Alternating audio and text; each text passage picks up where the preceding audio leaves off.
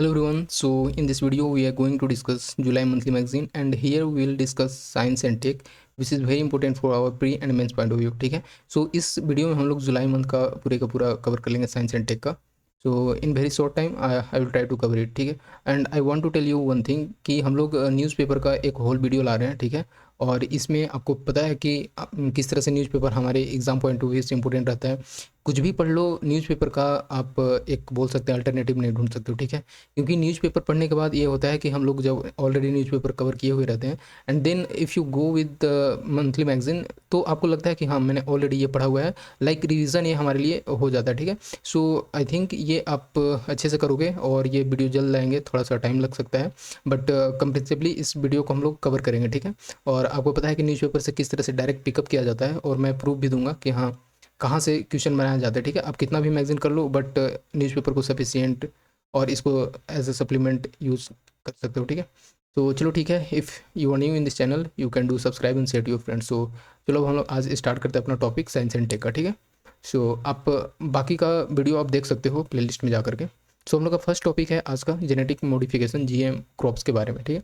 ये क्यों न्यूज़ में रहा था? तो ये इस वजह से न्यूज़ में रहा था कि बेसिकली जो सुप्रीम कोर्ट था ये एक अपना स्प्लिट वर्डिक्ट देता है. ठीक है. इस बेसिस पे आपको पता है कि जीएम मस्टर्ड क्रॉप्स जो है ये कितना इंपॉर्टेंट है और भी ऑलरेडी प्रीलिम्स में पूछा गया है प्रीवियस ईयर में. इसमें हम लोग देखेंगे कि किस तरह से इसके जीन्स में मॉडिफाई करके इसके क्रॉप रेजिस्टेंस बनाया जाता है. क्लाइमेटिक सिचुएशन से लेकर के इसको हर एक बोल सकते हैं कि स्ट्रॉन्ग किया जाता है. ठीक है. सो इसी बारे में हम लोग डिटेल में देखेंगे. तो अभी हम लोग इसका देख लेते हैं स्प्लिट वर्डिक्ट ऑफ टू जज बेंचेज. इसमें क्या बताया गया? तो एक जज बोलते हैं कि जो जीईएसी है, आपको पता है कि जेनेटिक इंजीनियरिंग अप्रेजल कमेटी किस तरह से अप्रूवल करती है. तो इन्होंने बताया कि जो ये अप्रूव की है वो पब्लिक इंटरेस्ट के अगेंस्ट है. एक जज बेंच बोलता है, लेकिन दूसरा जज बेंच बोलता है कि नहीं ये सही है. ठीक है. मतलब ये बोलता है कि डिफेक्टिव नहीं है और इस कारण से ये दो स्प्लिट वर्डिक्ट यहाँ पे देखने को मिलता है. देखो यहाँ पे ये बताया गया था कि जो FSSAI है उन्होंने जो जीएम क्रॉप्स का जीएम मस्टर्ड जो है, ठीक है, उसका हमारे बॉडी पे क्या हेल्थ पे क्या इफेक्ट पड़ता है उस चीज़ को यहाँ पे नहीं बताया है. इस तरह से बोलते हैं कि ये जो अप्रूवल दिया गया वो सही अप्रूवल नहीं था. तो इस चीज़ को हम लोग यहाँ से देखें. अब हमारे लिए मोस्ट इंपोर्टेंट क्या है प्रीलिम्स पॉइंट से इस चीज़ को हम लोग कवर करेंगे. ठीक है. तो देखो यहाँ पे ये आपको पता है कि जेनेटिक मॉडिफिकेशन क्या होता है. बेसिकली हम लोग जो डीएनए प्रेजेंट रहता है किसी क्रॉप्स में उसमें कुछ चेंजिंग लाते हैं, उसके न्यू जीन को चेंज करते हैं और ऐड करते हैं कुछ समथिंग. इस कारण से उसमें बेसिकली उसका हम लोग नाम देते हैं जेनेटिक मॉडिफिकेशन, क्योंकि उसके जीन में हम लोग कुछ मॉडिफाई करते हैं. अब हमारे लिए प्रीलिम्स पॉइंट से ये इंपॉर्टेंट है क्योंकि ऑलरेडी पूछा भी गया है. Barnase and barstar system. ठीक है. तो हम लोग को पता है कि किस तरह से क्रॉस पोलिनेशन और सेल्फ पोलिनेशन होता है. तो मेल स्टेराइल लाइंस जो है इसमें आपको बार्नेस जीन देखने को मिलता है. ठीक है. ये इंपॉर्टेंट है कि जो मेल स्टेराइल है ये बार्नेस जीन कंटेन करता है जो कि क्रोस्ड होता है. ठीक है. With the fertility restore line जो कि बार स्टार जीन भी होता है. आपको पता है कि बार्नेस और बार स्टार जीन में ना ये दोनों एक तरह से एक दूसरे से क्रॉस पोलिनेशन करते हैं, उसके बाद नए क्रॉप्स का यहाँ पे देखने को मिलता है. देखो the barnase and the bar star lines also contain the bar gene. ठीक है. ये पूछता है कि बार कभी कभी दे देता है कि बार क्या है इन क्रॉप्स. ठीक है. Mustard crops. तो ये जीन है. ठीक है.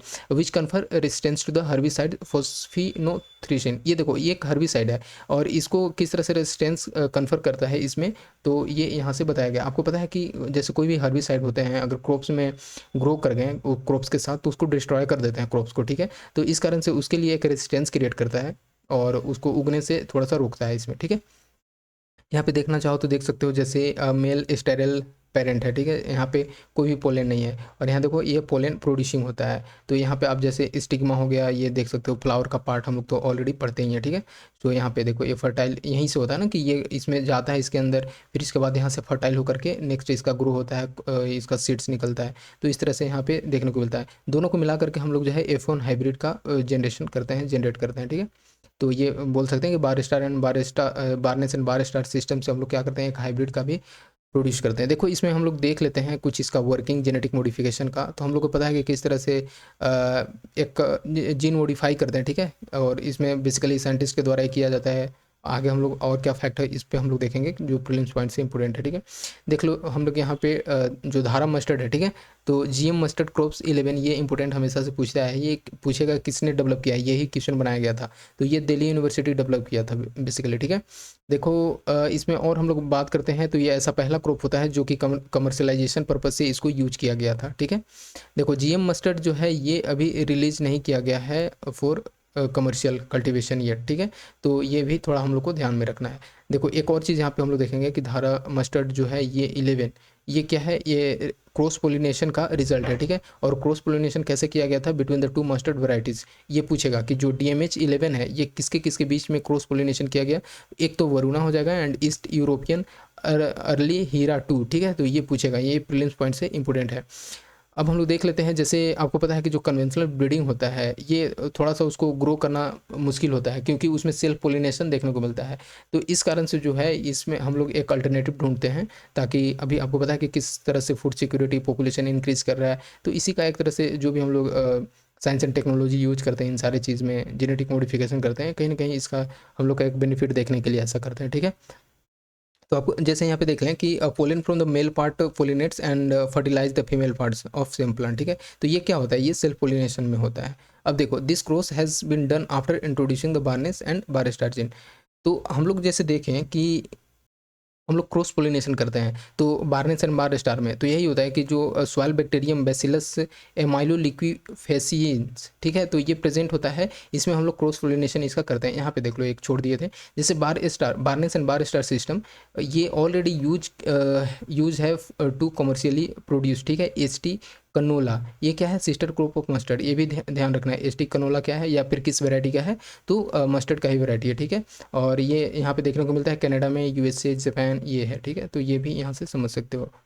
और हमारे लिए इंपॉर्टेंट क्या है, ये जो DMH11 है ये किसने प्रोड्यूस किया, दिल्ली यूनिवर्सिटी ने।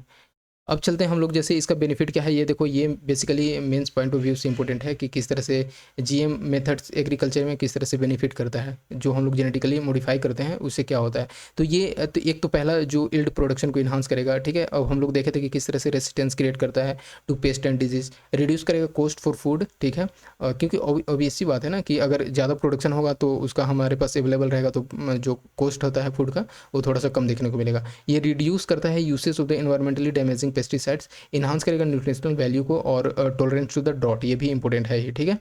क्योंकि अभी पता है कि किस तरह से ग्राउंड वाटर का यूज किया जाता है, बट उसका जो लेवल डाउन हो रहा है, तो इस तरह के क्रॉप्स को ग्रो करना बहुत ज़रूरी हो गया है अभी, ठीक है। देखो ये इंपॉर्टेंट है, ठीक है, प्लेन पॉइंट से।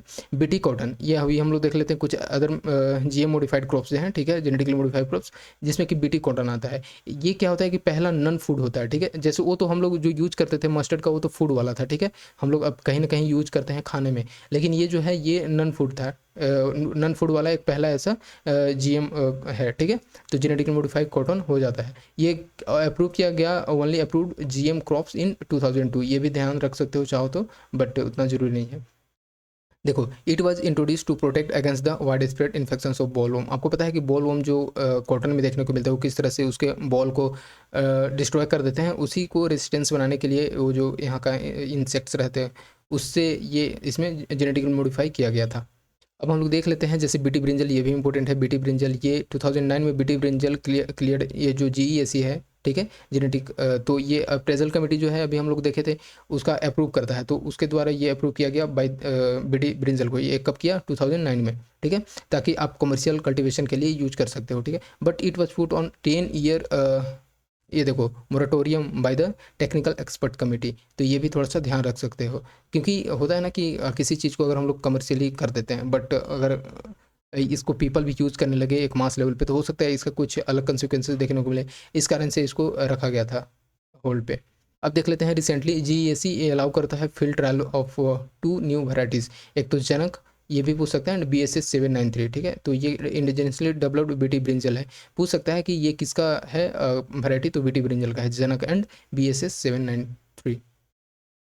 देख लो हमारे लिए इंपॉर्टेंट क्या है, जीईएसी जैसे पूछता है ना कि कौन सा कमेटी क्या है, तो जेनेटिक इंजीनियरिंग अप्रेजल कमेटी है, इसके बारे में हम लोग देख लेते हैं। बेसिकली तो पहला है कि ये तो फर्स्ट में ये स्टेचुटरी कमेटी है, ठीक है, जो कि पूछा जा सकता है किसके अंदर किया गया है। तो ये constitute under the rules for manufacture use import export and the storage of hazardous micro organism genetically engineering organism sales, ठीक है। ये कब किया, 1989 में। बेसिकली ये भी पूछा जा सकता है कि किसके अंदर फ्रेम किया गया, तो under environment protection act 1986। Okay, so let's see. तो ये हो जाएगा अंडर इन्वायरमेंट प्रोटेक्शन एक्ट 1986। अब नेक्स्ट हम लोग देखते हैं कि मिनिस्ट्री अगर पूछता है, तो मिनिस्ट्री पूछेगा तो MOEFCC आ जाएगा, ठीक है, ministry of environment forest and climate change. देखो इसका कंपोजिशन भी कभी कभी पूछा जा सकता है, तो इसका चेयरमैन का बात करते हैं इसमें। तो इसमें चेयरमैन देखने को मिलता है special secretary, additional secretary ministry of environment से, ठीक है, फॉरेस्ट एंड क्लाइमेट चेंज से देखने को मिलते हैं, ठीक है। तो ये चेयरमैनशिप हो जाता है MOEFCC के अंदर में। अब देख लो जैसे को चेयरमैन का बात करते हैं, तो representation of department of biotechnology इसका भी है। कॉमन सेंस से भी कभी कभी कर सकते हो, बट इतना मोस्ट इंपोर्टेंट नहीं है। ये हम लोग को ध्यान रखना है कि MOEFCC and environment protection act 1986 के अंदर आता है। देख लो इसका रिस्पॉन्सिबिलिटी तो हम लोग को पता है कि जैसे अप्रेजल जो है ये GEAC का, ये बेसिकली आपको अप्रूव करता है, ठीक है, तो इसका एक रिस्पॉन्सिबिलिटी है। और बेसिकली एक और इसका अगर हम लोग बात करते हैं, तो जो भी ऐसे large scale use of hazardous micro organism और रिकॉम्बिनेंट्स है, उसमें एक उसका एक्टिविटीज़ इसमें इन्वॉल्व है, और रिसर्च करना, ठीक है, and industrial production from the environmental angle, ये फाइंडिंग करना, ये सारा चीज़ है, ये आता है इसका रिस्पॉन्सिबिलिटीज़ में। देख लेते हैं अब हम लोग जैसे regulatory framework of GM crops in India, इसमें क्या है रेगुलेटरी फ्रेमवर्क GM क्रॉप्स को लेकर के। तो अभी हम लोग जैसे देखे थे FSSAI का, इसी तरह से है कि food safety and standard act 2006 के अंदर ये प्रोहिबिट करता है इंपोर्ट, मैन्युफैक्चर और use of GM food without FSSAI approval. अगर ये अप्रूवल नहीं करता है तो इसका इंपोर्ट नहीं कर सकते हैं, मैन्युफैक्चर नहीं कर सकते हैं, या फिर सेल भी नहीं कर सकते हैं। इसी तरह से है कुछ और, ये basically mains point of view से इंपॉर्टेंट है। अब हम लोग देख लेते हैं, चलो ठीक है, इतना हमारे लिए था। आगे हम लोग देखते हैं जैसे नेशनल ग्रीन हाइड्रोजन मिशन, इसके बारे में क्या है। तो अभी ये आप रिलीज करता है किसमें, स्कीम गाइडलाइन, ठीक है, और ये करता है MNRE, ठीक है, ministry of new and renewable energy. इसके बारे में हम लोग देख लेते हैं क्या फाइंडिंग रहा है, ठीक है। ये बेसिकली हम लोग यहाँ पे देखेंगे इसका की फीचर ऑफ गाइडलाइन। तो बजटरी आउटले किया गया 2000 करोड़ का, ठीक है, और ये फाइनेंशियल ईयर है 2025-26 के बीच में। देखो इसका ऑब्जेक्टिव क्या है कि आइडेंटिफाई करना है the gap in existing testing facilities for component. अभी बहुत सारे ऐसे टेक्नोलॉजी होते हैं जिसमें कि अगर उसमें कुछ ऐसे गैप रह गए हैं उस टेस्टिंग फैसिलिटी में, तो उस जो एक पर्पस रखा गया है उस चीज़ को फुलफिल नहीं किया जा सकता है। तो यहाँ पे यही ऑब्जेक्टिव रखा गया कि जो भी ऐसे कुछ गैप्स रह गए हैं ग्रीन हाइड्रोजन और उसके डेरिवेटिव्स में, उसके प्रोसेस में, तो उस सारे चीज़ को टेस्टिंग फैसिलिटी को फुलफिल करना है, उस गैप को फिल करना है। देखो NIAC की बात करते हैं, national institute of solar energy, तो ये होगा स्कीम इम्प्लीमेंटेशन एजेंसी, ठीक है। तो ये समझ सकते हो यहाँ से, ये प्रिलिम्स पॉइंट से इंपॉर्टेंट है कि इसकी ये जो स्कीम इम्प्लीमेंटेशन एजेंसी है ये कौन करेगा, तो NIAC। इम्प्लीमेंटेशन मेथोडोलॉजी का अगर हम बात करते हैं, तो SIA जो स्कीम इम्प्लीमेंटेशन एजेंसी है आइडेंटिफाई करेगा टेस्ट फैसिलिटीज़ को, ठीक है, इशू करेगा कॉल फॉर प्रपोजल CFP को, ठीक है, और ये बेसिकली MNRE के कंसल्टेशन के साथ में, ठीक है, ताकि एक proper facility testing facility establish किया जा सके। देखो proposal will be evaluated by PAC, ठीक है, प्रोजेक्ट अप्रेजल कमेटी। देखो सेलेक्टेड एजेंसी जो है ये रिकमेंड करेगा किसके थ्रू किया जाएगा, बाई पैक टू MNRE, ठीक है, ताकि आप उस चीज़ को सेंक्शन कर सको। तो यहाँ से बस यही था। आगे हम लोग देख लेते हैं, ये हमारे लिए प्रीलिम्स पॉइंट से इंपॉर्टेंट है, मेंस से भी समझ सकते हो।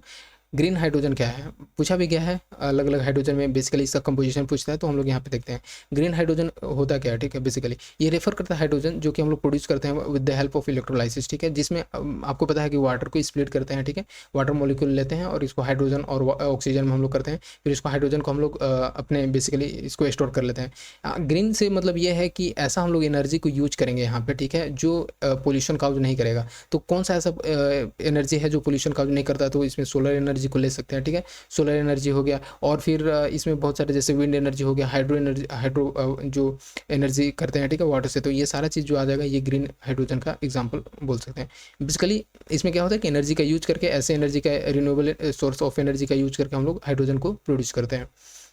कुछ देखो अनदर मेथड है ऑफ प्रोड्यूसिंग ग्रीन हाउस, ठीक है, तो सॉरी ग्रीन हाइड्रोजन।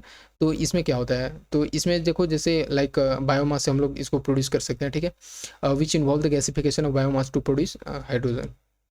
देखो एप्लीकेशन देख लेते हैं ग्रीन हाइड्रोजन का, ठीक है। तो इसका हम लोग कहाँ कहाँ यूज़ करते हैं, लाइक हम लोग जैसे व्हीकल में यूज़ करते हैं फ्यूल के लिए, ठीक है। तो इलेक्ट्रिक व्हीकल में यूज़ कर सकते हैं, ठीक है। एविएशन में यूज़ कर सकते हैं और मैरीटाइम में, ठीक है। ये सारा इंडस्ट्री में है। फर्टिलाइजर रिफाइनरी में, ठीक है। स्टील ट्रांसपोर्टेशन में, रोड रेल, ये सारे जगह पर हम लोग इसका यूज़ कर सकते हैं, ठीक है। अब देख लेते हैं जैसे कुछ टाइप्स है, ये प्रिलिम्स पॉइंट से इंपॉर्टेंट है, लाइक हाइड्रोजन का क्या क्या टाइप है। देखो जैसे एक तो सबसे पहला है ब्लैक एंड ब्राउन हाइड्रोजन, ठीक है। फिर ग्रे हाइड्रोजन हो गया, ब्लू हाइड्रोजन हो गया, टर्क्यूज हाइड्रोजन हो गया, पिंक हाइड्रोजन हो गया एंड ग्रीन हाइड्रोजन हो गया। और ये सारा का सारा क्लासिफिकेशन है ऑन द बेसिस ऑफ कि हम लोग किस एनर्जी का यूज कर रहे हैं इसके प्रोडक्शन में, ठीक है। देखो प्रोसेस क्या है, तो अगर ब्लैक हाइड्रोजन का बोलते हैं या फिर ब्राउन हाइड्रोजन, तो ये कोल गैसिफिकेशन का यूज करते हैं। ग्रे में मीथेन का यूज करते हैं, मीथेन रिफॉर्मेशन का, ठीक है। देखो ब्लू में कोल गैसिफिकेशन और मीथेन रिफॉर्मेशन, ठीक है। देखो ये टर्कोइज में ये पायरोलाइसिस करते हैं, ठीक है। साथ ही साथ पिंक हाइड्रोजन में इलेक्ट्रोलाइसिस करते हैं एंड ये देखो जैसे ग्रीन हाइड्रोजन में कौन सा प्रोसेस यूज करते हैं, तो इलेक्ट्रोलाइसिस एंड बायोमास गैसिफिकेशन का। देखो इसमें यूज क्या करते हैं हम लोग, कौन सा फ्यूल का बेसिकली यूज करते हैं एनर्जी प्रोड्यूस करने के लिए, तो देखो इसमें कोल का यूज करते हैं, ठीक है। कोल का यूज करते हैं, नाम से ही पता चल रहा है ब्लैक, बट ब्राउन में कन्फ्यूज हो सकते हो, तो ब्राउन में भी कोल का यूज करते हैं, ठीक है। अब देख लो जैसे ग्रे हाइड्रोजन में तो नेचुरल गैस का यूज करते हैं, ठीक है। और फोसिल्स फ्यूल का यूज करते हैं for blue hydrogen, exactly, okay. Turquoise में मीथेन का यूज करते हैं, ठीक है। और पिंक में ये ध्यान रखना है, पूछता है न्यूक्लियर एनर्जी का, एंड ग्रीन में आपको पत्तो अभी देखे ही हम लोग रिन्यूएबल एनर्जी का। अब देख लो जैसे ये जो है ग्रीन जो नेशनल ग्रीन हाइड्रोजन मिशन है, ये इंपॉर्टेंट है, ठीक है। तो ये बेसिकली पूछा जा सकता है कि लॉन्च कब किया गया, तो 2023 में, और इसका आउटले था 90,744 करोड़ का, ठीक है। देखो इसका ड्यूरेशन फेज रखा गया, तो फर्स्ट फेज 2 फेज में रखा गया, ठीक है। तो फर्स्ट जो था 22-23 टू 25-26, एंड सेकेंड फेज में देखते हैं 26-27 टू 29-30 तक रखा गया है, ओके।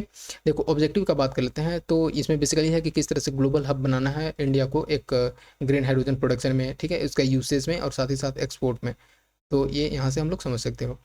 बाकी देख लो यहाँ पे जैसे पायलट प्रोजेक्ट फॉर स्टील्स, ये पायलट प्रोजेक्ट आपको पता है कि किसी एक स्पेसिफिक एरिया में इसको किया जाता है, ताकि उसका पहले एक देखा जाता है कि इसका आगे क्या इसका कंसिक्वेंसेस होगा, ठीक है। तो ये पायलट प्रोजेक्ट की तरफ से किया गया है, लाइक स्टील में, ठीक है, मोबिलिटी में, शिपिंग में, decentralise energy application, hydrogen production from biomass, और ये सारा चीज़ जगह पे किया गया है। इसका की कंपोनेंट देख लेते हो, जैसे ये देखो साइट्स, ठीक है। Strategic intervention for green hydrogen transition programme, ये इंक्लूड करता है incentives for manufacturing of electrolysers and production of green hydrogen. अब देख लो जैसे development of green hydrogen hubs, ठीक है। तो ये यहाँ पे हम लोग देख लेते हैं, लाइक एग्जांपल अगर हम बात करते हैं तो इसमें 3 पोर्ट देखने को मिलता है। आपको पता है कि पोर्ट से कितना इंपॉर्टेंट रहता है, यूपीएससी का फेवरेट है, वो पूछता है। तो development of green hydrogen hub का बात करते हैं तो दीनदयाल, ठीक है, दीनदयाल जो कि कांडला एंड गुजरात में देखने को मिलता है, ठीक है। ये पोर्ट में पारादीप उड़ीसा वाला एंड वीओ चिदम्बरम ये तमिलनाडु, ठीक है, और तूतीकोरिन ये सारा यहाँ पे देखने को मिलता है, इसका ग्रीन हाइड्रोजन हब है। अब देख लो जैसे establishing a robust framework for regulation and standard, तो ये ठीक है। बाकी यहाँ पे देखना चाहो तो ये देख सकते हो जैसे कि expected outcomes of the mission क्या है, ठीक है, 2030 तक, क्योंकि आपको पता है कि किस तरह से टारगेट रखा गया है कि एक मिशन है फुलफिल करना है, ठीक है। तो इस तरह से यहाँ पे है कि India's green hydrogen production capacity ये रीच करेगा एटलीस्ट 5 मेट्रिक टन से, ठीक है, ये पर एनम ये रखा गया है, ठीक है। अब देख लो जैसे रिन्यूएबल एनर्जी कैपेसिटी ये है एडिशनल ऑफ अप्रोक्स 125 गीगावाट तक, उसी तरह से ये चाहो तो देख सकते हो। अब देख लेते हैं हम लोग यहाँ पे कि कुछ ऐसे इनिशिएटिव्स हैं इसके अंदर जो नेशनल ग्रीन हाइड्रोजन मिशन के अंदर क्या क्या रखा गया है। जैसे गेल लिमिटेड जो है ये स्टार्ट किया है India's made in project of blending hydrogen in cities, ये पूछा जा सकता है, कभी कभी पूछ लेता है जब इसका वो हो तो, ठीक है।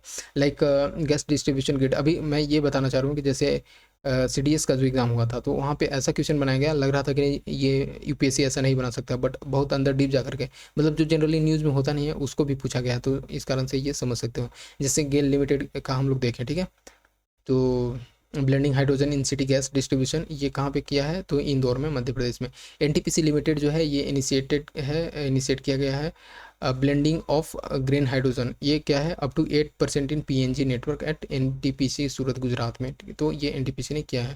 हाइड्रोजन बेस्ड फ्यूल जो है, ठीक है, एफसीईवी, ठीक है, इलेक्ट्रिक व्हीकल में जो हम लोग यूज़ करते हैं, तो ये ग्रेटर नोएडा में यूज़ किया गया है एंड ले बाई एनटीपीसी, ठीक है। तो ये यहाँ से देख सकते हो। देखो कुछ ऐसे चैलेंजेस है बेसिकली, ये मेंस पॉइंट ऑफ व्यू से इंपॉर्टेंट है। लाइक आपको पता है कि किस तरह से करंट कॉस्ट, क्योंकि अगर हम लोग प्रोड्यूस करते हैं तो उसका कॉस्ट ऑफ बेनिफिट कभी कभी होता है कि उसका जो होता है कम होता है। तो यहाँ पे यही देखने को मिल रहा है, क्योंकि इसका इक्विपमेंट को सेटअप करना, अलग अलग टेक्नोलॉजी को करना, तो उसके लिए पैसा तो यहाँ पे लगेगा है, ठीक है। और एक और इशू है कि अभी स्किल थोड़ा सा कम है इस चीज़ को लेकर के, टेक्नोलॉजी यहाँ पे एक अच्छा से इस्टेब्लिश नहीं हो पाया है, ठीक है। रिसोर्स स्कार्सिटी के कारण भी, लाइक जैसे कि इलेक्ट्रोलाइजिंग वाटर करना है, ठीक है। ग्रीन हाइड्रोजन में तो इलेक्ट्रोलाइजिंग वाटर का यूज होता ही है, बट उसको कैसे फिर से यूज किया जाए उसके लिए भी थोड़ा सा इशू क्रिएट होता है, ठीक है। जिसमें कि 9 लीटर ऑफ वाटर पर किलोग्राम ऑफ हाइड्रोजन यहाँ पे देखने को मिलता है। ये रखा गया है इंटरनेशनल एनर्जी एजेंसी की उस गाइडलाइन के अकॉर्डिंग, ठीक है। देख लो, बस ज़्यादा इसमें इंपॉर्टेंट नहीं था। अब हम लोग चलते हैं फेशियल रिकग्निशन टेक्नोलॉजी। ये आपको पता है प्लेन पॉइंट से इंपॉर्टेंट है, तो यहाँ से ये पूछा जा सकता है। अभी रिसेंटली जो है ये नीति आयोग रिलीज करता है white paper on responsible AI for all, ठीक है, ऑन फेशियल रिकग्निशन टेक्नोलॉजी। तो ये इस कारण से न्यूज़ में होता है। देखो इस पेपर में बेसिकली ये एग्जामिन करता है कि जो FRT है, ठीक है, तो फेशियल रिकग्निशन टेक्नोलॉजी, ये फर्स्ट यूज़ किया गया under the NITI Aayog RAI principal. अभी हम लोगों ने देखा रिस्पॉन्सिबल AI फॉर ऑल, उसके अंदर ये यूज किया गया था। तो फेशियल रिकग्निशन का इसका भी देखो, किसी भी चीज़ का ना एक बोल सकते हैं कि बेनिफिट और ड्रॉबैक दोनों देखने को मिलता है, ठीक है। तो इसका ये है, इसका एम अगर हम लोग बात करते हैं तो इस्टेब्लिश करना है framework for responsible and safe development and deployment of FRT with in India. आपको पता है, मैंने अभी बताया कि हर किसी का एक बैड कंसिक्वेंसेस भी होता है, बट इसको कैसे एक पॉजिटिव वे में यूज किया जाए इसके लिए यहाँ पे रखा गया है। फेशियल टेक्नोलॉजी का अगर हम लोग बात करते हैं तो ये क्या है, एक आर्टिफिशियल इंटेलिजेंस सिस्टम है जो कि अलाउ करता है किस तरह से आइडेंटिफाई करना है और वेरीफाई करना है किसी भी पर्सन को ऑन द उसके कुछ ऐसे उसके फेस पे लेकर के हो जाता है, आई का रिकग्निशन करता है, ठीक है। तो उसके बेसिस पे या फिर वीडियो डेटा के बेसिस पे तो किया जाता है। जैसे इसका अगर हम लोग पॉजिटिव वे में इसका आगे देखेंगे कहाँ पे यूज कर सकते हैं, बेसिकली देखो ये पे FRT can be use for the two purpose, ठीक है। जैसे अगर हम लोग बात करते हैं तो verification of identity, for example अगर आप जैसे एयरपोर्ट पे जाते हो, ठीक है, तो वहाँ पे अगर आपको एंट्री लेना है तो आप यूज कर सकते हो फेशियल, मतलब एक टेक्नोलॉजी सेटअप किया जा सकता है FRT का, ठीक है। तो फेशियल रिकग्निशन करके आप उसको एंट्री एक ईजिली मिल सकता है, आप मैच कर सकता है, या फिर आपका अभी भी होता है फिंगरप्रिंट वाला तो है ही, ठीक है, जो कि ज़्यादा तेज़ी से चल रहा है। देखो फेशियल मैप जो है ये obtain for the purpose of the matching, जो कि it's again the person photography वही है जो कि हम लोग यूज करते हैं और मैच करके कि हाँ आप वेरीफाई कर लेगा, उसके बाद आपको अलाउ हो सकता है।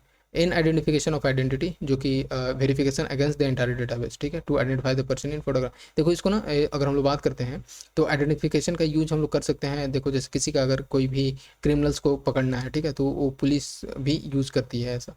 देखो FRT वर्क कैसे करता है, ठीक है। तो सबसे पहले देखो जैसे कैप्चर एंड स्कैनिंग होगा, ठीक है। सेकंड में फिर एक्सट्रैक्ट करेगा फेशियल डेटा को, फिर उसके बाद कंपेयर करेगा डेटाबेस के साथ, तो उसके बाद वो पता चल जाता है और मैच करेगा। तो अगर आपका मैच कर रहा है उस डेटाबेस के साथ तो वो ओके है और फिर वो वेरीफाई हो जाएगा। देखो फेशियल जो कैप्चर करता है तो इसमें फेशियल डिटेक्शन में क्या होता है कि rely on the algorithm to detect presence of human face के प्रेजेंस को उसके एल्गोरिदम को कैप्चर करता है एंड देन एक्सट्रैक्ट करता है like mathematical representation to identify distinctive features of individual faces. And then जो फेशियल रिकग्निशन होता है ये इन्वॉल्व्स है automatic cross referencing of a person facial, क्योंकि आपको पता है जैसे जो भी डेटाबेस है उसके साथ क्रॉस वेरिफिकेशन करेगा, हाँ ओके है, तो देन उसके बाद वो वेरीफाई कर देगा। Application and use cases of FRT बहुत जगह पे यूज होता है, like security related issue usages में अगर बात करते हैं, ठीक है। जैसे अगर हम लोग बताते हैं लॉ एंड ऑर्डर इन्फोर्समेंट में identify the person of interest, ठीक है। तो ये सारा चीज़ जैसे अभी हम लोगों ने देखा क्रिमिनल पर्पज से अगर उसको सस्पेक्ट को पकड़ना है तो यूज कर सकते हैं। जैसे देखो एग्जाम्पल दिया गया है कि उत्तर प्रदेश से त्रिनेत्र, ठीक है, तो ये क्रिमिनल्स को पकड़ने के लिए था। Identification of missing person like Telangana Darpan में, ठीक है, तो ये समझ सकते हो। क्राउड कंट्रोल करने के लिए किया जा सकता है, जैसे पैन टिल्ट और जूम सर्विलांस कैमरा यूज किया गया इन प्रयागराज उत्तर प्रदेश में, ठीक है, तो ये समझ सकते हैं यहाँ पे। जैसे कुंभ मेला में तो ये सारा चीज़ कर सकते हैं। बस वही है। नॉन सिक्योरिटी रिलेटेड यूजेस का बात करते हैं तो verification and authentication of individual identity for access of product, obvious सी बात है हर एक जगह पे किस तरह से उसको ऑथेंटिकेट करना है वेरीफाई करके, ताकि इंडिविजुअल का आइडेंटिटी को कैप्चर किया जा सके। इसके लिए हम लोग तो जनरली अभी फिंगरप्रिंट के लिए आधार कार्ड का यूज़ करते हैं, ठीक है।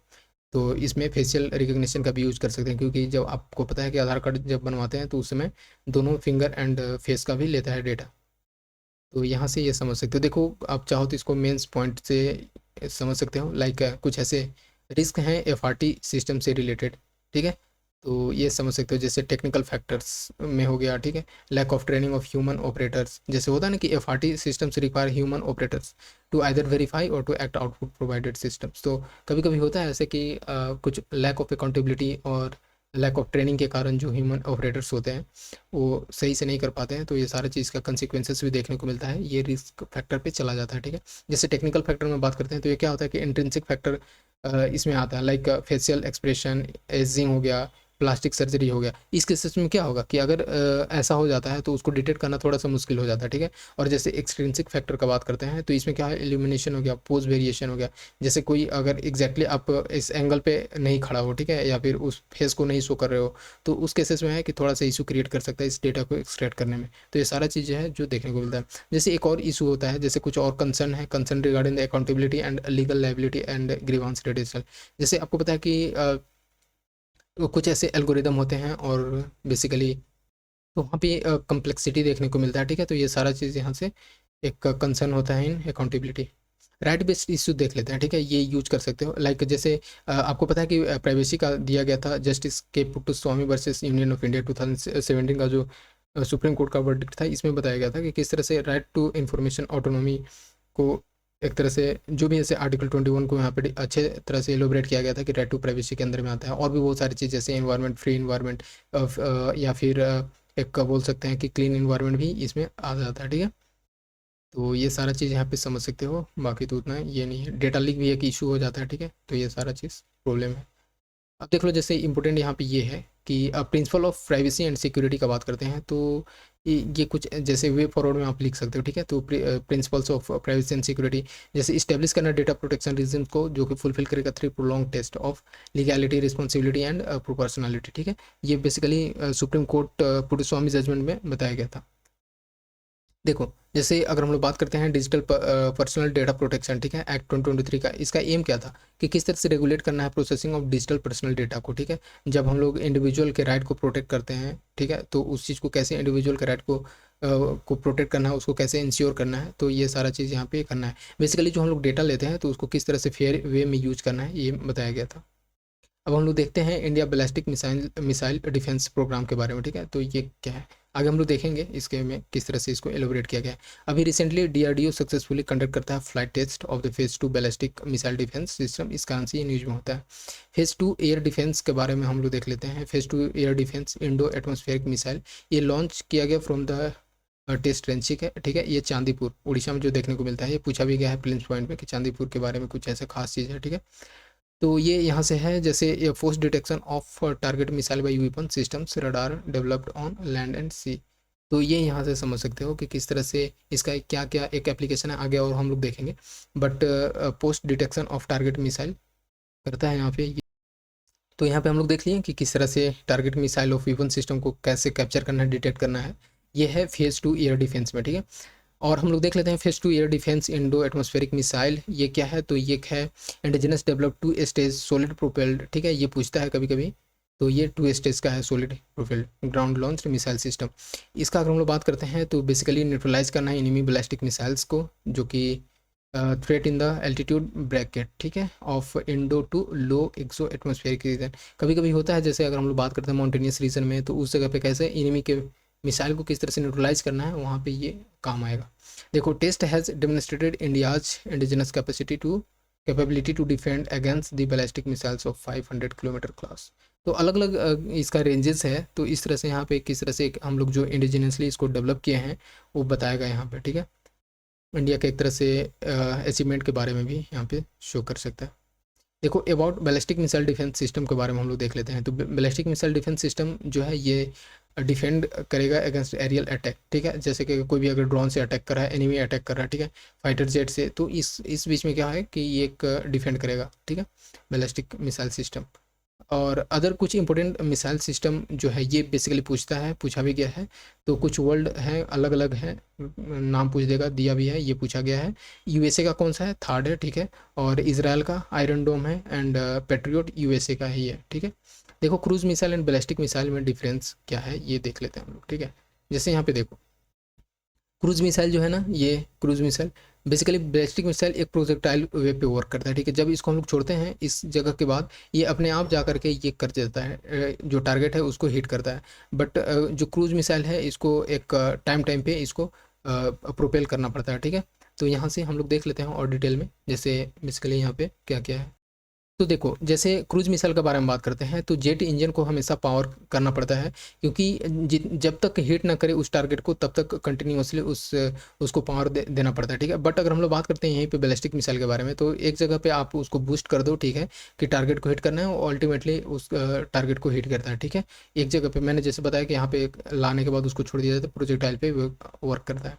अब देख लो, जैसे ये बेसिकली लो एल्टीट्यूड में वर्क करता है क्रूज मिसाइल जो है, ठीक है। लाइक जैसे अगर ट्रेन है उसको कंटूर्स लाइक जैसे माउंटेनियस रीजन में देखने को मिलता है, उस जगह पे करना पड़ता है, इसको यूज़ करता है बेसिकली। टिपिकली इसमें शॉर्टर रेंज होते हैं, और बट आपको पता है कि किस तरह से इजीली इसको टैकल किया जा सकता है, उस चीज़ को हिट को टारगेट किया जा सकता है।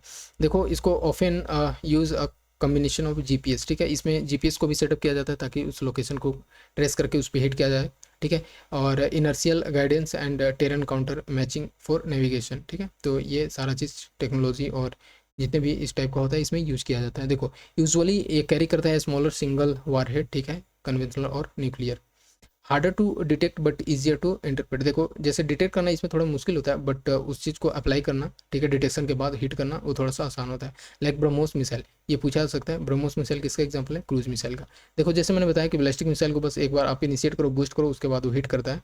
और ये क्या है कि बैलिस्टिक ट्रेजेक्ट्री फॉलो करता है, ठीक है, arcing upward into the atmospheric before descending to the target, ठीक है। तो जैसे मैंने बताया कि बस यहाँ तक जाता है, उसके बाद फिर वो टारगेट को हिट करता है। जनरली अगर बात करते हैं तो लॉन्गर रेंजेस देखने को मिलता है और हायर टॉप स्पीड के साथ जाता है, ठीक है। तो मेनली रिलाई करता है ऑन इनर्शियल गाइडेंस, और कुछ कभी कभी जीपीएस के साथ भी यूज किया जा सकता है। कैरी करता है ये लार्जर पेलोड्स, ठीक है, लाइक मल्टीपल वारहेड को भी ये कैरी कर सकता है। बेसिकली इसका बात करते हैं तो डिटेक्ट करना इसमें ईजियर होता है, ठीक है, बट उसको इंटरप्रेट करना थोड़ा मुश्किल होता है क्योंकि इसका स्पीड ज़्यादा होता है ना, इस कारण से। देखो, पृथ्वी एंड अग्नि जो है ये क्या है, ये आपको बोल सकते हैं ये बैलिस्टिक का ही एग्जाम्पल है, ठीक है। अब चलते हैं हम लोग जैसे India's ballistic missile defence programme के बारे में हम लोग देख लेते हैं, ठीक है। तो इंडिया जो ये सैंक्शन कब किया गया था? 2000 में किया गया था, ठीक है। और क्योंकि जैसे किस तरह से जो चाइना और पाकिस्तान का थ्रेट देखने को मिल रहा है, उसको न्यूट्रलाइज करने के लिए ये बेसिकली ये स्टेप लिया गया, ठीक है। देखो, फेज़ 1 का बात करते हैं तो designed to interpret missiles with the range of, सबसे पहले जो है था ये 2000 किलोमीटर रेंजेस ही रखा गया था। और इसमें अगर बात करते हैं तो तीन देखने को मिलते हैं, थ्री थिंग्स, लाइक पृथ्वी एयर डिफेंस, ठीक है, और Ashwin advance air defence and short fish radar, ठीक है। तो ये सारा चीज़ इसमें थ्री थिंग्स इंक्लूड हैं फेज़ 1 में। फेज़ 2 का अगर बात करते हैं, देखो, phase 1 has been successfully tested and ये डिप्लॉय कर दिया गया है। देखो, फेज़ 2 का बात करते हैं तो कैपेबल टू इंटरप्रेट मिसाइल्स, इसका रेंज जो है ये 5000 किलोमीटर रखा गया। ये इसमें दो मिसाइल होते हैं देखने को मिलते हैं, like AD1 and AD2। AD1 का बात करते हैं तो ये लॉन्ग रेंज इंटरसेप्टर्स मिसाइल है जो कि डिज़ाइन किया गया for both low exo atmospheric and endo atmospheric interpretation और लॉन्ग रेंज बैलिस्टिक मिसाइल, ठीक है। अब देख लो, जैसे AD2 मिसाइल का बात करते हैं तो ये बनाया गया है to intercept intermediate range ballistic missiles target, ठीक है। जैसे इसका अगर बात करते हैं AD2 मिसाइल का, तो ये रेंज है 3000 टू 5500, तो ये थोड़ा सा समझ सकते हो। अब यहाँ पे ज़्यादा कुछ इंपॉर्टेंट नहीं है, ये बेसिकली प्री पॉइंट से तो है ही, एक दो यहाँ पे देख लेते हैं, बट मेंस से ज़्यादा इंपॉर्टेंट है, सिग्निफिकेंस इसका पूछ रहा है तो, ठीक है। जैसे delay in delivery of S-400, ये किसका था? तो ये आप समझ सकते हो जैसे रसिया से लाएगा, तो ये किस तरह से ये है डिफेंस मिसाइल सिस्टम, इसका बहुत ही ज़्यादा यूजेस है इंडिया में। तो इस तरह से क्या होता है कि अगर एक टाइम पीरियड में अगर नहीं होता है उसका सप्लाई और हम लोग के लिए ज़रूरी है, तो इस केसेस में थोड़ा सा मुश्किल हो सकता है हमारे सिक्योरिटी पर्पज़ से। तो इस तरह से हम लोग को एक अपना एक्सेल जो बोल रहे हैं कि इंडिजिनस बनाना, तो ये थोड़ा सा अच्छा रहता है, ठीक है, ताकि इस सिक्योरिटी इशू सिक्योरिटी कंसर्न को फुलफ़िल किया जा सके। अब देख लेते हैं हम लोग जैसे कुछ न्यूज़ इन शॉर्ट्स, अगर ज़्यादा टाइम लगता है तो इसको एक दो पार्ट में कर लेंगे, but I will try to cover in single video, ठीक है। देखो, सबसे पहले है ग्लोबल इंडिया AI समिट 2024, ये पूछेगा। तो ग्लोबल इंडिया AI समिट 2024 ये होस्ट किया इंडिया ने, ठीक है, जो कि GPAI इन 2024 ये लीड चेयर था, ठीक है। और इसको इस कारण से न्यूज़ में रहता है। इसमें हम लोग देख लेते हैं कुछ की हाइलाइट्स क्या हैं, इसका आउटकम्स क्या है इस समिट का, ठीक है। इंडिया एम्फेसाइज करता है ऑन डिमार्केटिंग एआई और एक्सेसिबल टू ऑल, ठीक है। ऑब्वियस सी बात है, हर किसी को होना चाहिए अगर ये न्यू टेक्नोलॉजी है तो, but in a positive manner, ठीक है। New integrated partnership on AI announce by the OECD, ये पूछा जा सकता है। OECD and GPAI global partnership on artificial intelligence, इसके बीच में इंटीग्रेटेड पार्टनरशिप देखने को मिला है एआई को लेकर के। जीपीआई मेंबर्स का अगर बात करते हैं तो came to a consensus about the future vision of GPI, ठीक है, जिसमें कि रिकॉग्निशन देना है to the New Delhi 2023 GPI ministerial declaration. तो ये यहाँ से हम लोग समझ सकते हैं। तो ये पूछा जा सकता है कि ministerial declaration new Delhi 2023 GPI, ऐसे तो आपको पता है नाम दे देगा तो वहाँ से कैप्चर हो ही जाएगा। देखो क्वांटम गवर्नेंस के बारे में हम लोग देख लेते हैं। तो रिसेंटली अभी यूनिवर्सिटी ऑफ ऑक्सफोर्ड जो है ये क्वेश्चन करता है against inflated expectations of quantum technology, इसके बारे में हम लोग देख लेते हैं। आपको पता है क्वांटम टेक्नोलॉजी बहुत इंपॉर्टेंट है। तो in spite of quantum technology potential, आपको पता है कि इसका बहुत ही ज़्यादा पोटेंशियल है। लाइक किस तरह से हम लोग को कंप्यूटिंग में यूज करते हैं, क्वांटम सेंसर्स में यूज करना है, लेकिन इसका तो है ही यूज, तो है ही पॉजिटिव वे में, बट ये इसका अगर हम लोग मिसयूज करते हैं तो ये रिस्क फैक्टर बन सकता है, ठीक है। Like potential dual use application, ठीक है, बेसिकली इन डिजिटल सिक्योरिटी। तो ये कंसर्न एक है। जैसे इन दिस रिगार्ड अगर बात करते हैं तो many have called quantum governance to create awareness for its concept, ठीक है। तो एक प्रॉपर वे में होना चाहिए, एक गुड गवर्नेंस फॉर्म में होना चाहिए, क्वांटम गवर्नेंस होना चाहिए, ठीक है, ताकि इसका जो बेनिफिट है ह्यूमन काइंड को एक अच्छे से मिल सके। देखो हम लोग देख लेते हैं क्वांटम गवर्नेंस बेसिकली है क्या। तो वर्ल्ड इकोनॉमिक फोरम, ठीक है, was one of the first organisation to discuss quantum computing governance. तो ये पूछा जा सकता है कि किसने किया था, इनिशिएट स्टार्ट किसने किया, तो डब्ल्यूईएफ ने किया, ठीक है, वर्ल्ड इकोनॉमिक फोरम ने। Quantum governance basically framework for this, जो कि एक बेस्ड है on the principle of transparency, inclusiveness, accessibility, ठीक है, नन मालफिशियंस, ठीक है, इक्विटेबिलिटी, अकाउंटेबिलिटी, और भी ऐसे कॉमन गुड के लिए, कॉमन पर्पस के लिए, ह्यूमन काइंड के लिए यूज़ करना, ये क्वांटम गवर्नेंस में आ जाता है। इसका सिग्निफिकेंस है ही, बहुत जगह यूजेस है इसका सिग्निफिकेंस है। लाइक एक्सेलरेट करना है development of responsible quantum computing, ठीक है, ताकि एक बिल्डिंग ट्रस्ट टेक्नोलॉजी में लाया जा सके, और इस तरह से इसका क्वांटम कंप्यूटिंग का उसका डेवलपमेंट किया जा सके, उसके एक्सेलरेट किया जा सके इसके डेवलपमेंट को। देखो एक और चीज़ है, जैसे अर्ली इथिकल कंसिडरेशन, कुछ ऐसे हैं ethical consideration, like by addressing quantum computing ethics during design. कुछ होता है कि आपको पॉजिटिव वे में इसको यूज कर सकते हैं, इसका मिसयूज भी कर सकते हैं, तो इथिकल वे में ही करना है, ठीक है, ताकि एक ह्यूमन काइंड को बेनिफिट हो सके, मासेस एट लार्ज को, ठीक है। Learning from other technology like by applying ethical principles from AI, nanotech और न्यूक्लियर एक्सेट्रा। बहुत सारे ऐसे चैलेंजेस देखने को मिलते हैं, प्रीलिम्स पॉइंट से नहीं but mains point of view से ज़्यादा इंपॉर्टेंट, ठीक है। जैसे researchers favour open quantum framework while national policies prioritise strong intellectual property. obvious सी बात है, इसमें फाइट देखने को मिलता है। जैसे रिसर्चर्स बोलते हैं कि इसको हम लोग ओपन क्वांटम फ्रेमवर्क लाना चाहिए, बट कुछ नेशंस का कहना है कि नहीं, इस पे इंटेलेक्चुअल प्रॉपर्टी होना चाहिए, हर कोई यूज करेगा तो मे भी इसका मिस यूज कर सकेगा, ठीक है। प्राइवेट सेक्टर्स जो का अगर बात करते हैं तो प्रॉफिट ड्राइवन अप्रोच रखते हैं बेसिकली, आपको पता है प्राइवेट सेक्टर का अलग ही रहता है, और ये क्या है कि इसमें रिस्पॉन्सिबल और ओपन क्वांटम डेवलपमेंट को हिंडर कर सकते हैं, ठीक है। तो इस कारण से एक limited evidence on impact of responsible innovation policies होना चाहिए क्वांटम गवर्नेंस को लेकर के। इनिशिएटिव्स टेकन बाय इंडिया, इसमें क्या है, national mission on quantum technology, ये 2023 में लाया गया था, ठीक है। इसमें 21 quantum hub in the countries और 4 quantum research park across India setup करना था। अब हम लोग देख लेते हैं कुछ ये मोस्ट इम्पोर्टेंट ये है स्नो ब्लिंड मालवेयर, ये क्या है, ठीक है। तो नाम से पता चल रहा है, एक new malware called snow blind, ये टारगेट करता है एंड्रॉयड फ़ोन को, ठीक है। तो इस कारण से समझ सकते हो, ऐसे दे देगा स्नो ब्लिंड है क्या, ठीक है, टर्म्स पूछता है जनरली। तो ये क्या है, एक मालवेयर है। तो it is a malware that target Android device to steal banking और भी अदर कुछ ऐसी इन्फॉर्मेशन, सेंसिटिव इन्फॉर्मेशन है उसका। आपको पता है कि मालवेयर क्या होता है, एक मेलिशियस सॉफ्टवेयर होता है जिसको भी बोलते हैं, और जैसे कुछ ऐसे इंटेंशनली हार्मफुल एक कंप्यूटर को हार्मफुल करता है, ठीक है। तो यहाँ से ये समझ सकते हो। बाकी हम लोग देख लेते हैं, इसमें कुछ है नहीं, बस वहाँ से ये समझना था कि स्नो ब्लेंड जो है ये मालवेयर है। देखो naturally existing and DNA editing tools, ठीक है, नेचुरली एग्जिस्टिंग डीएनए टूल्स, ये पूछा जा सकता है। Scientist discover naturally existing DNA editing tool, ठीक है, जिसका कि नाम क्या है यहाँ से बीआरएम, ठीक है, ब्रिज रिकम्बिनेस मैकेनिज्म।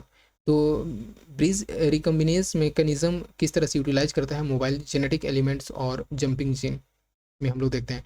इसमें ये होता है कि ये कट करता है and paste themselves into genomes और perform on the go DNA manipulation and present in all form of life.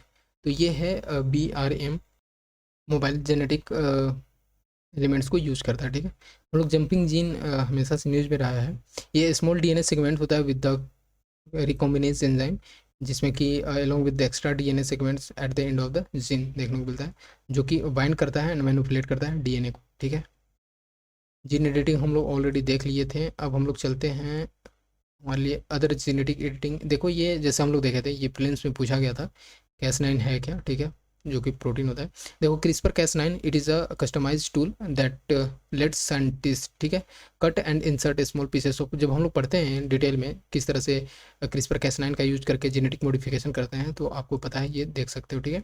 और उसको डीएनए के स्ट्रैंड में चेंज करते हैं। देखो टेल न्यूक्लियस ये भी क्या है, तो ये भी एक तरह से बोल सकते हैं जीन एडिटिंग टेक्नोलॉजी है, जिसमें कि nucleus that leave unique genome, ठीक है, कट करता है and sequence in the living cells और can be use for targeted gene editing. इस तरह से ये समझ सकते हैं। जैसे जिंक फिंगर न्यूक्लियस ये भी है एडिटिंग टेक्नोलॉजी, और targeted cleave a chosen genomic sequence that provokes cellular repair processes and in turn mediate efficient modification of targeted location। तो सारा का सबका पर्पस सेम ही रहता है कि एक जगह पे उसको कट करना है और उसको किस तरह से ट्रांसपोर्ट करके उसको यूज करना है। तो सारा का सारा टेक्नोलॉजी का एक ही है, बट उसको अलग अलग एप्लीकेशन में यूज कर सकते हैं। डीएनए इंटरफेरेंस ये पूछा गया है, RNAi, ठीक है, सॉरी RNA इंटरफेरेंस, ये targets RNA molecules to block और एक्टिव जीन एक्सप्रेशन। तो ये यहाँ से हम लोग समझ सकते हैं। अब हम लोग देखते हैं हमारे लिए और इम्पोर्टेंट है क्या, लाइक मोनोक्लोनल एंटीबॉडीज़, ठीक है। तो यहाँ पूछा भी जाता है, जैसे निपा मोनोक्लोनल एंटीबॉडी ट्रायल्स में बिगिन इन इंडिया, ये 2025 में। तो ये बताया गया, ये है क्या बेसिकली मोनोक्लोनल एंटीबॉडी, ये देख लेते हैं। तो मोब एप्स और MAbs भी बोलते हैं, ये लैब मेड प्रोटीन है, ठीक है, ये जो कि मिमिकिंग नेचुरल एंटीबॉडीज, ठीक है। तो लैब मेड प्रोटीन है, ऐसे इतना समझ सकते हो। एंटीबॉडी ये होता है basically part of body immune system, ठीक है, जो कि हमारे जो भी ऐसे एंटीजेंस आते हैं हमारे बॉडी में उस चीज़ को डिस्ट्रॉय करता है, ठीक है। तो ये यहाँ से समझ सकते हो, फॉर्म को भी ऐसे चीज़ आते हैं। इसका एप्लीकेशन का बात करते हैं तो डायग्नोस्टिक लाइक एग्जांपल इलीसा, आपको पता है कि ये हम लोग टेस्ट कब करते हैं, HIV के टेस्टिंग में, ये इतना समझ सकते हो। Treating disease like cancer infections और ऑटो इम्यून डिसऑर्डर, ये जगह पे इसका यूज़ कर सकते हैं। एनालाइज कर सकते हैं सेल टाइप्स को like blood tissue with the use of fluorescent. देख लेते हैं नेक्स्ट इलेक्ट्रो जो ईज हम लोग देखते हैं, ठीक है, इलेक्ट्रो इंसेफ्लोग्राम, ठीक है। तो ये हम लोग इतना क्या, ये कहाँ पे इसका पर्पस, इसका कहाँ यूज करते हैं, ये देख लेते हैं। जैसे बेसिकली ये किस लिए न्यूज़ में रहा है, ठीक है। तो ये 2024 mark the 100th year of electroencephalography, ठीक है। ये क्या है, देखो जैसे ये मेडिकल टेस्ट है विच हम लोग बेसिकली ब्रेन में, आपको जैसे पता है जनरली कोई फोटो वीडियो में देखते होगे, किसी पर्सन के ये क्लिप लगाया जाता है पूरे माथे में, ठीक है, पूरे ब्रेन में स्कल में लगाया जाता है, उसके बाद वो टेस्टिंग किया जाता है, ठीक है। उसमें क्या होता है कि इलेक्ट्रिक इम्पल्स के थ्रू उसको चेक किया जाता है सारे न्यूरॉन्स को, ठीक है। तो यहाँ पे देखो जैसे मेडिकल टेस्ट है विच measures brain electrical activity generated by neurons, तो उसके थ्रू चेक किया जाता है कि क्या वर्किंग है, क्या प्रॉब्लम है। इट यूजेज स्मॉल और मेटल डिस्क कॉल्ड इलेक्ट्रोड्स, जो कि अटैच होता है स्कल्प से, अभी मैंने ये जैसे बताया, ठीक है। बस यही है इसका, बाकी तो उतना ज़्यादा इंपॉर्टेंट नहीं था। देखो Aditya L1 completes it's first hello orbit, ठीक है। तो हेलो ऑर्बिट ये ऐसे इंपॉर्टेंट हो जाता है। Aditya L1 was inserted in, ये पूछा जा सकता है कहाँ पे था, तो हेलो ऑर्बिट में किया गया था, जो कि अभी उसका कंप्लीट करता है, एक कंप्लीट फर्स्ट ऑर्बिट को साथ मूव करता है, ठीक है। तो इसमें क्या है कि अर्ली 2024 में ये किया गया, इंसर्ट किया गया, and takes 178 days to complete a revolution around Lagrange 1 point. तो एक पूरा कंप्लीट रिवोल्यूशन कर लिया, इस कारण से ये थोड़ा सा न्यूज में होता है। लैंग्रेज पॉइंट आपको पता है कि किस तरह से gravitational pull of the two large body को इक्वल कर देता है। वहाँ से कोई भी अगर बॉडीज़ को रखते हैं तो वहाँ पे मूव करता है बट कोलैप्स नहीं करता है, यहाँ से ये इतना समझ सकते हो, ठीक है। तो वो सेंट्रीपिटल फोर्स का यहाँ पे देखने को मिलता है यूसेज, और उसको करके वो रोटेट करते रहता है, रिवॉल्व करता है, बोल सकते हैं। देखो for two bodies gravitational systems और टोटल 5 लैग्रेंज पॉइंट देखने को मिलते हैं, पूछा भी जा सकता है। तो एक L1 L2 L3 L4 and L5, अच्छा हो तो आप गूगल करके एक अच्छा इसका फोटो देख सकते हैं। जैसे यहाँ पे सॉरी यहाँ पे है एक एक्सप्लेनेशन है। लैग्रेंज पॉइंट के बारे में हम लोग देख लेते हैं। जैसे देखो ये सन है, ठीक है, तो ये L3 यहाँ पे देखने को मिल रहा है, L1 हो गया, ठीक है, L1 तो कोई भी ऐसे सैटेलाइट जनरली अभी L1 पे है, और आदित्य L1 जो हम लोग अभी है यहाँ पे है, ठीक है, एक L2 है, L4 L5 इस तरह से यहाँ पे है। अगर कोई भी ऑब्जेक्ट को यहाँ पे रखते हैं तो ये रोटेट करेगा, ठीक है, रिवॉल्व करेगा और कोलैप्स नहीं करता है, ये सेंट्रीपिटल का यूज करता है। देखो हेलो ऑर्बिट का बारे में हम लोग थोड़ा सा देख लेते हैं। तो ये एक सेकेंड, ओके, तो these are periodic and three-dimensional orbit resulting from an interactions between the gravitational pull of two planetary body like a centrifugal forces on a spacecraft. Hello orbit exist in a three body system, ठीक है, जिसमें कि example अगर हम लोग बात करते हैं तो earth moon orbit satellite system में करता है। मेनली ये L1 L2 जो लैग्रेंज पॉइंट था ये इससे लिंक होता है। देखो L1 को हेलो ऑर्बिट में यहाँ पे प्लेस करने का क्या बेनिफिट रहा है, ये इंश्योर करता है लाइफ टाइम ऑफ 5 ईयर, इस मिशन का इंश्योर करेगा लाइफ टाइम ऑफ 5 ईयर, और रिड्यूसिंग फ्यूल कंजप्शन, क्योंकि यहाँ पे ऐसा सेटअप किया जाता है कि फ्यूल का कंजप्शन भी है, उसको मतलब प्रॉपर सनलाइट मिलते रहे और अच्छे से इस चीज़ को यूज कर सके। तो यहाँ पे ये इंश्योर करेगा अनऑब्स्ट्रक्टेड व्यू ऑफ द सन। अब देख लो जैसे L1 mission, Aditya L1 mission 2023 का ये प्रिंस पॉइंट से इंपॉर्टेंट है। जैसे फर्स्ट इंडियन स्पेस मिशन, ये किस तरह से सन को स्टडी करना है, इसी कारण से इसको सेंड किया गया था। और ऑब्जेक्टिव का अगर बात करते हैं तो स्टडी द सन कोरोना सन के कोरोना को स्टडी करना है, कितना हीट है और उसमें क्या क्या है उस सारे चीज़ को, सोलर इमिशंस को स्टडी करना है, सोलर विंड को और उसके फ्लेयर्स को भी स्टडी करना है, ठीक है, और कोरोनल मास इजेक्शन को तो करना ही है, ठीक है। पेलोड का बात करते हैं तो ये 7 पेलोड कैरी करता है, लाइक विजुअल इमिशंस लाइन पूछेगा कि कितने पेलोड कैरी किया, तो 7 पेलोड, ठीक है।